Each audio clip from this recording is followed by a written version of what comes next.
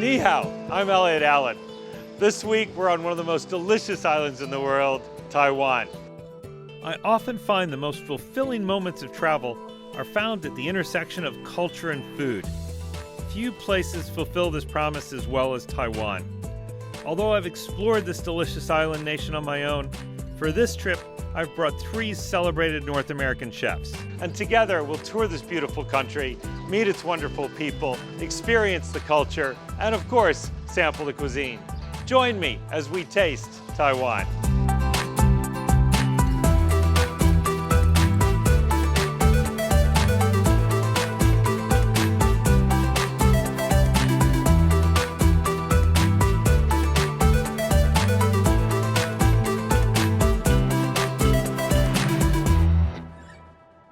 Somehow I just keep coming back to Taiwan.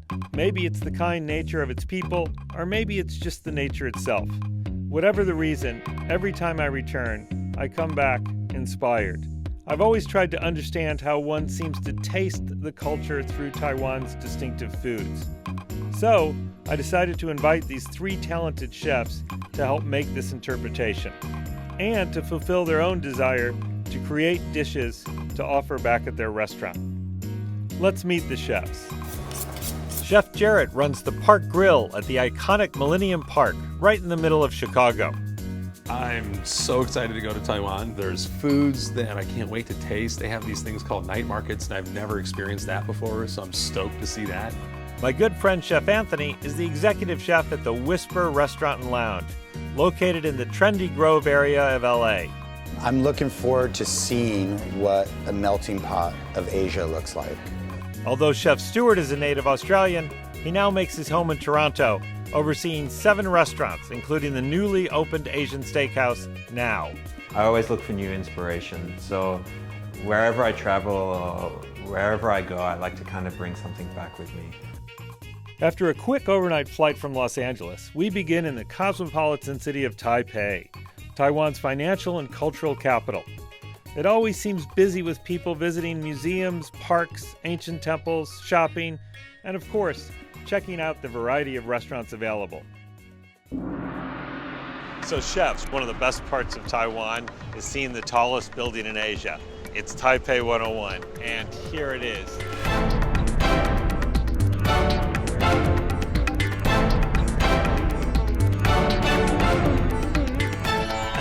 From the top's even better. Let's take a look.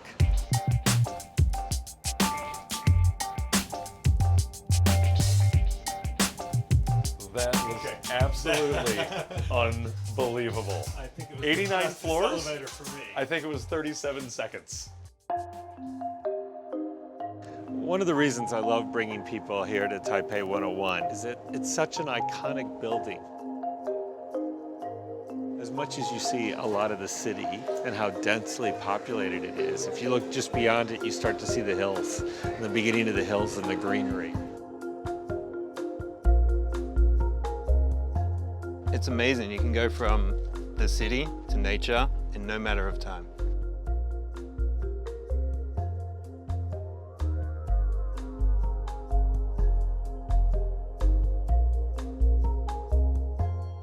After our Taipei visit, I wanted the chefs to dive headfirst into Taiwan's cuisine.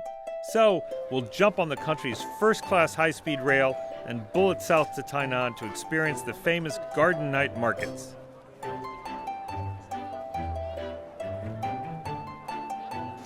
Look around. Here at the intersection of excitement, culture, and flavor, we're at the Garden Night Market. Now let's hope our chefs find inspiration for their menus too. All right, Chef Stewart, what do you got for us today? I think I'm gonna do a bao. So basically it's a steam bun. This little guy means extra fatty. There's some fermented cabbage, some cilantro, some cucumber. It's gonna be good. Oh, and the egg.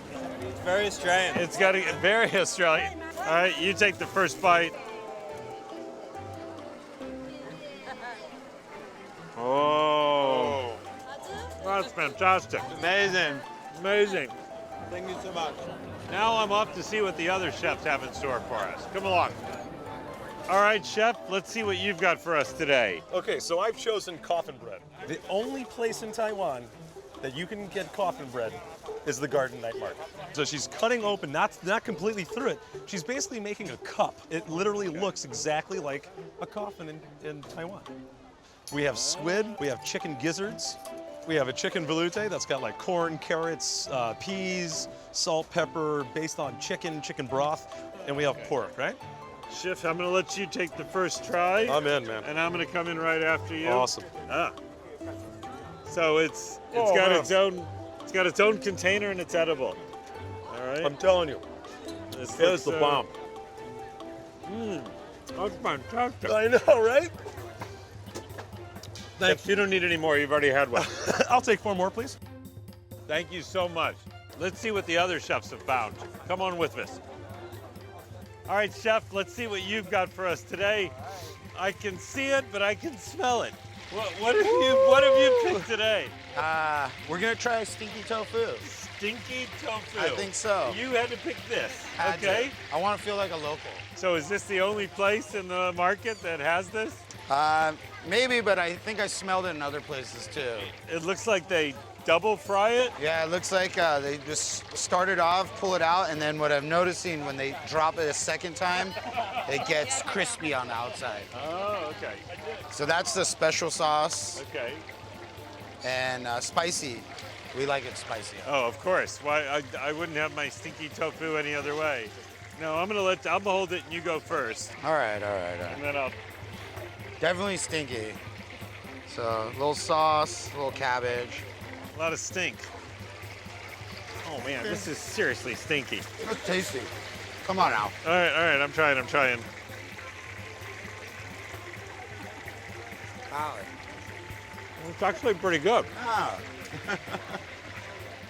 So you're ready to put this on the menu at your restaurant? absolutely. I'm sure all my customers will love it. I think I need another beer. What a great night. Like yes, 4 more. Yes, very good. For a peaceful interlude, we took the chefs to Sun Moon Lake, nestled in the mountains at the heart of Taiwan.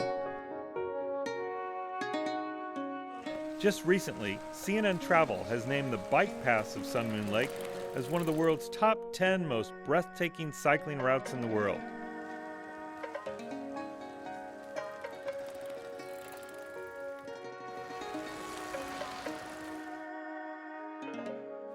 During our bike ride, the chefs noticed a sparkle on the hills above us. This glimmer comes from the Wenwu Temple. It's a place where the locals come to worship Confucius. I was really reflecting back with my family, and this is right here. Sun Moon Lake is definitely where I want to be with my wife and my kids. Wenwu Temple was absolutely mesmerizing. Beautiful, beautiful place. Sits on this gorgeous, massive lake. And it's grandiose in its essence, so ornamental. Many rituals are observed here at the temple. Questions and prayers are often answered by tossing wood pieces, hoping for a specific response. Some place coins into a dragon's mouth, symbolizing a way to save money. And many hang a wind bell with their name on it to make a very specific wish. I was able to make a blessing to my marriage for its fortitude and longevity.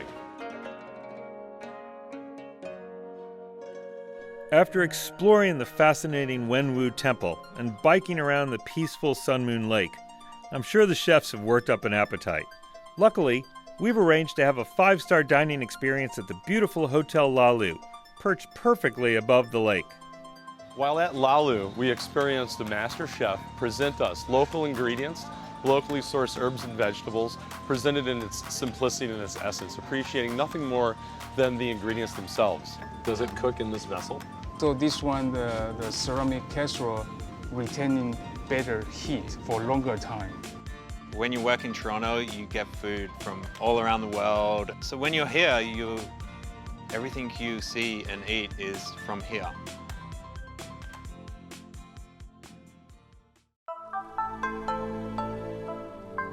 Are you ready for Taiwan?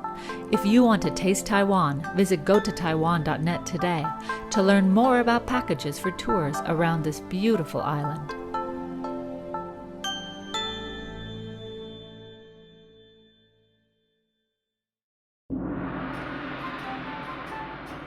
Next, we take the chefs to Taichung National Park, the richest ecological reserve in Taiwan. Best known for its endless miles of oyster farms. The main course here, you guessed it, oysters, oysters, and even more oysters. You just can't get more fresh than this. I'm gonna go and chill some pasta. Yeah, let's just get wet. This is a really great idea. That's great. So they open from the front. Yeah. How is it, Stuart? It's good. No beer, sauce. Beer and oyster is delicious, dude. There's been a lot of great dishes so far, but one in particular were the fried oysters we had on one of the first nights.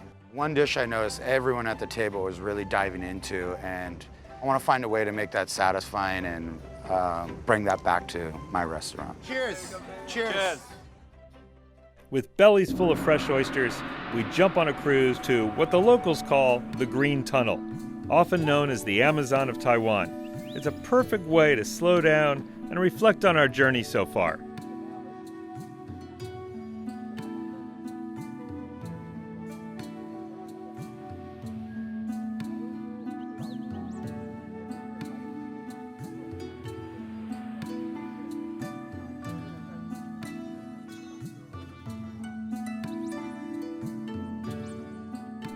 Buddhism is not just a religion, but a philosophy and a way of life for many Taiwanese. For inspiration, we've brought the chefs to the Chung Tai Chan Monastery, the world's tallest Buddhist monastery. Coincidentally, this magnificent building was designed by C.Y. Lee, the same architect who designed the famous Taipei 101 building. We walked through one of the craziest, most beautiful, breathtaking monasteries I've ever seen.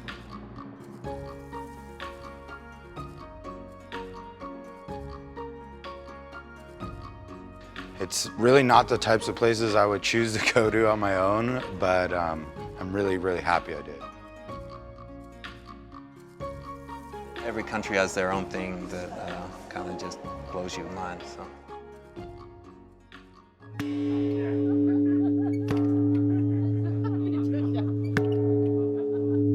Now, I have a little surprise in store for our chefs. Next to the monastery, my old friend, Chef Chen of the Cloud Villa restaurant has taken vegetarian gastronomy to new heights. I hope he challenges the chefs to really redefine what they know as five-star dining. How much demand do you guys get for vegetarian? A lot. It's really good. There's presence. Isn't it? Yeah, That's there's lots of impressive. textures, sweet. But it's crazy, there's something in here that tastes like ham. But it's obviously not ham. This is definitely a unique take on a vegetarian dish, for sure. Right? Yeah. Which one? This one? Yeah, it reminds me of like a katsu pork. It's Oh, like yeah. that Japanese kind of dish with a crispy panko on the outside. Yeah, like a very kind of vegetarian form of it.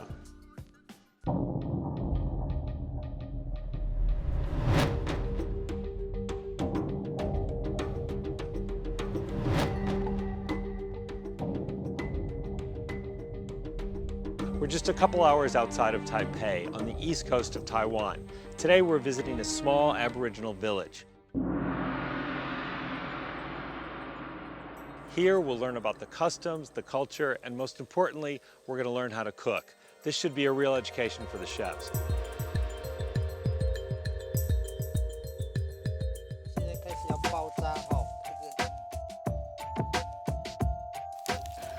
I love the connection to nature. I love the connection to using the land. I love the connection to true necessity, and out of necessity goes innovation.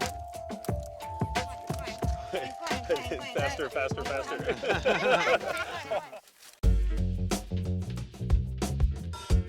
The Taiwanese Aborigines are well known for their respect for nature and a sustainable way of life. Everything taken from the land is used to its fullest.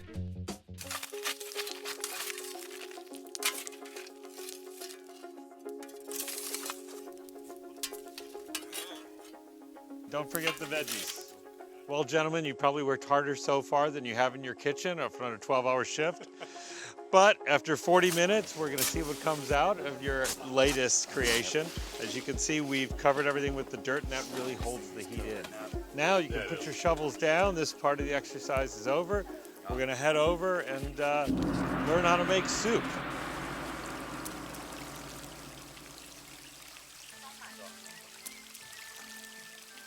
Holding a bag of water that was made out of a leaf. Everything around me was used, whether it was a tree, a plant, a leaf, a branch. They all became cooking vessels and the utensils, and it just truly, it's beyond the flavor. And that's what I hoped so much to see, because it's not only the culture that we're tasting, that's the flavor. It's the ability to show somebody culture through flavor and preparation is not just the taste. It's who they are as a people, the Taiwanese, and that's what I love about every experience that I've had so far, is that they're all different, and yet they create the identity of Taiwan. It is the flavor of Taiwan.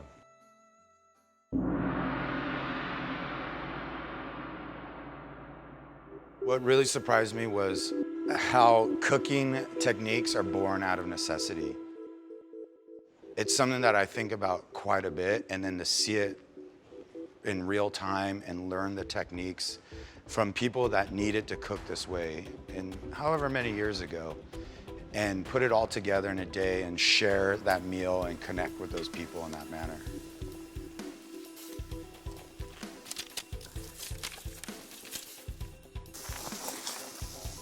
Beautiful. Smells beautifully fresh. Oh, nice. Oh, nice. Beautiful. Beautiful. Yeah. Oh yeah. It's got the leaf aroma, the smokiness. Yeah. I mean, definitively banana leaf, like Yeah. no question. Best thing I've had so far in Taiwan for food would have been at the Aboriginal camp. The salt-baked fish is definitely something I really enjoy. I enjoy cooking like that as well, so very simple.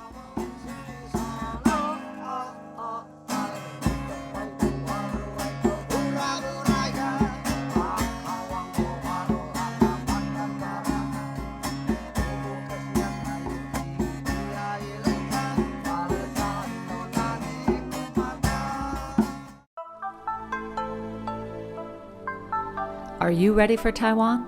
If you want to taste Taiwan, visit gototaiwan.net today to learn more about packages for tours around this beautiful island.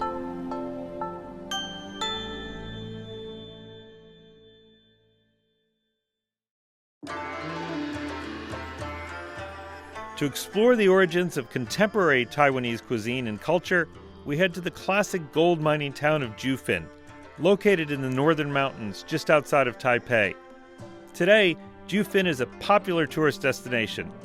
Jufin surprised me because on top of a mountain, an hour out of Taipei, it's this kind of bustling market, way up on the hill. Some of the most beautiful views I've seen so far since I've been in Taiwan.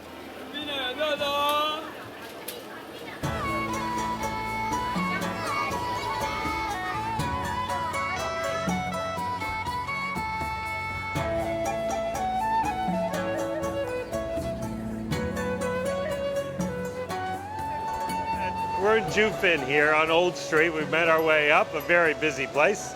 We're here to learn about the tradition of tapioca soup from the mother of all tapioca soup makers, and that's Grandma Lai. So Grandma Lai was actually the first one who ever created the tapioca soup, and that's one of the reasons it's so famous here, and people from all over the world come to get it.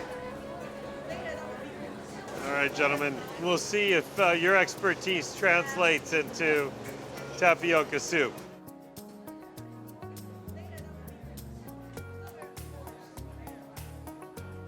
It reminds me of making gnocchi. I think it's one of the most amazing things that the taro root is so versatile. So you have to cut them now, that's the next step, and they have to be perfectly sized just like all this. So now we get to test a little of this, right? We got red bean, kidney beans, and lentils.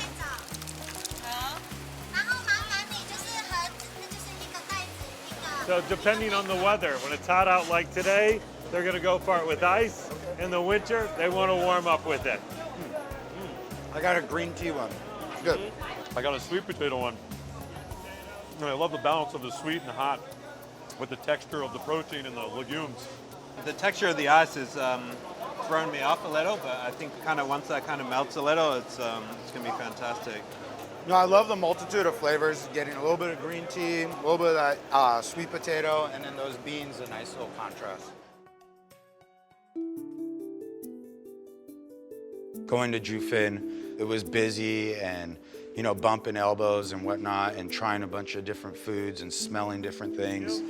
Rice, traditional, squid ink, and flying fish roe. And then these are squid balls. So what do I hear from you? It's gonna be the pork. Well, I'm a traditional guy, but he took it. I'll try the flying fish roe. Well, I'm gonna have to be the squid ink. Okay, the squid ink guy. And oh, what the heck, I'll try the rice. So one of everything. See how they work. To taste of Taiwan. Exactly. So Cheers. Cheers. Cheers. Definitely rice. Mine's very cured. Yeah, mine is pure. Very, very deep flavor. Joe Fun was an amazing place. Every little alleyway, nook, cranny, crevice was tucked away and full of foods and handmade goods, and it really honestly felt like I was just drinking from the fire hydrant of culture.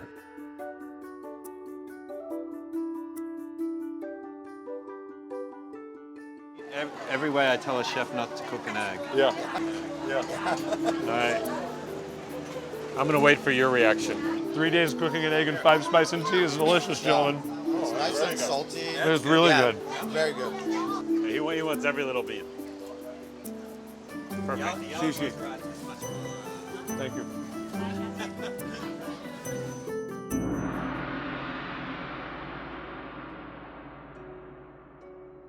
From the busy streets of Jufin to the serenity of a local tea house, let's try to relax and reflect a bit.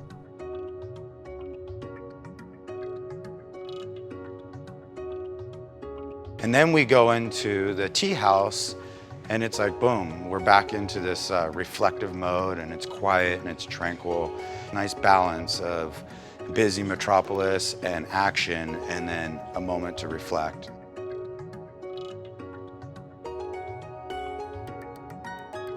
Welcome to our tea house. This building is over 100 years old, so it's very famous in Taiwan. The tea house in Jufin was definitely, they make their own pottery and all kind of fun things I really kind of enjoy.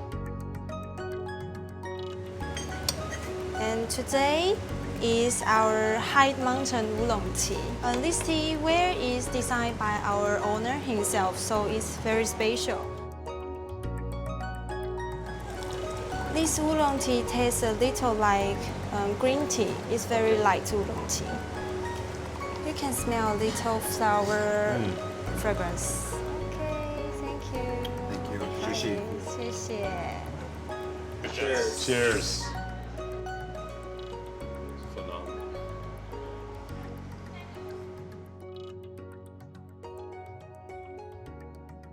It's hard to believe, but it's our last day here in Taiwan. As we head back to Taipei, I challenge the chefs to create a dish that really defines their experience and reflects their understanding of the Taiwanese culture. But first, let's take a quick shopping trip to one of the local markets for ingredients. Let's see what the chefs can find.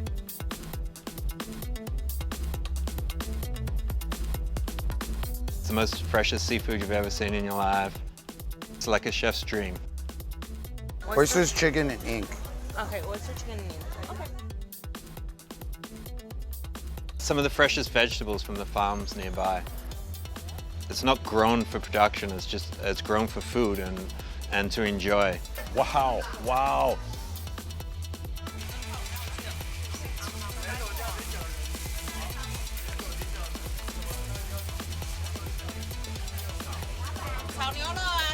With beef or pork, Yeah. fry together.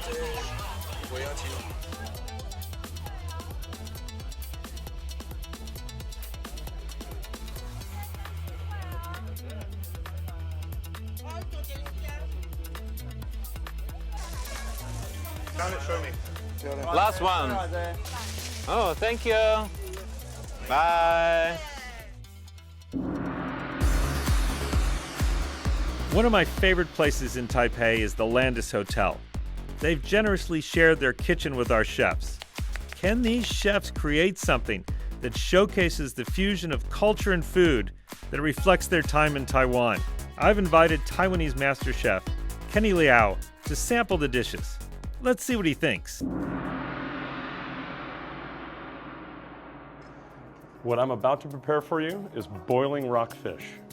This was inspired by the Aboriginal village, and I wanted to bring the balance of simplicity and the things that I've learned about your culture to America.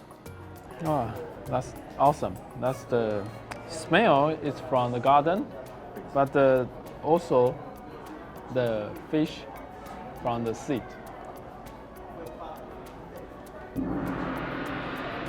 Thank you, chef. No problems. This is definitely a family-style dinner, and it's something we experienced all over Taiwan. So I ended up doing 3 little things: a little side dish, lapchong croquette, and on the side is spicy red bean aioli, blistered long bean with a ground lapchong sauce on top, and crispy ginger. And at the market today, we found these amazing baby lobsters. Really simple, just kind of poached lightly, and 3-cup beurre blanc, and a nice little salad of just market greens, like everything that kind of impressed me that I don't get to see back home in Toronto. This dish is really good for the combination. You know, it's Taiwanese with the French combination. Because the 3-cup sauce is very, very traditional for the Taiwanese. Yeah. Yeah, it's really good. Yeah. Chef, these are my sweetwater prawns with oyster mayo, pickled peppers and oyster mushrooms, and sea lettuce.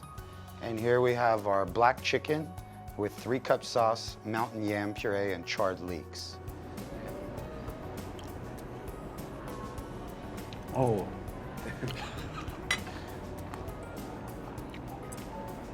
The 3-cup is very important with the basil.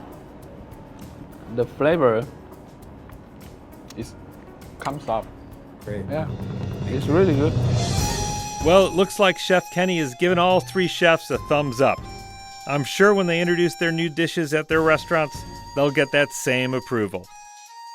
It's been an action-packed 6 days of just running around and seeing everything Taiwan has to offer. You know, it'd be unfair of me to just choose one highlight because there was just so many. I wasn't anticipating the depth of culture. It profoundly moved me, admiring the simplicity and balance of the people, their identity, and history. I've been pleasantly surprised, and just the diversity of the cuisine, of the country itself, the landscape, how pleasant the people are, and then especially the beauty of Sun Moon Lake, which was really breathtaking. What an incredible week we've had. We've met wonderfully warm people, experienced exotic culture, and probably ate a little too much. Now it's time for you to taste Taiwan and for us to get something to eat. Have a great time.